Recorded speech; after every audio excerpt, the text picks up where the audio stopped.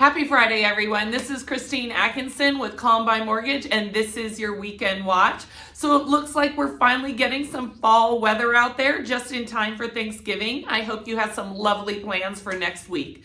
In terms of the market, we got a couple of key economic data points this week. One was the release of this September BLS jobs report, which was fully delayed because of the government shutdown.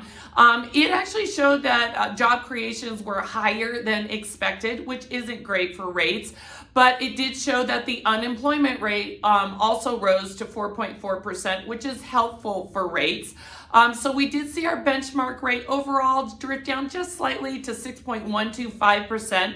We also received the release of the October Fed minutes, where they did discuss the December Fed potential rate cut. Doesn't look likely at this point. There were a lot of kind of mixed signals in terms of whether they were going to cut, and then add in there this September stronger than expected jobs report, and I would not expect a December Fed funds rate cut at this point.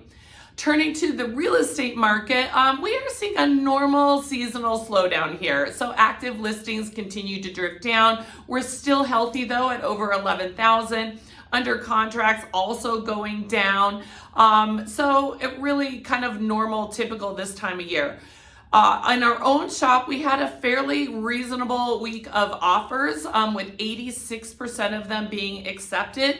And those buyers that did get out there saw on average 3% below list price, largely in the form of seller concessions, which was fantastic. So great for those who jumped in. As we head toward the end of the year, I do like to kind of focus on preparing to purchase in 2026, if that's on your goal sheet. We'll break it into a few different sessions each week, but this week I want to focus on credit. It's really important to understand where your credit score is. It can really impact that interest rate. You can get your own credit report annually at annualfreecreditreport.com. When you receive it, there's a few things that you want to focus on. Utilization of those credit cards, so getting that down will help your score. Removing any collections, and I do mean removing, not paying them. Paying them off doesn't actually help your credit. And then if you are in the position where you really don't have a lot of credit, you do need credit to get a loan.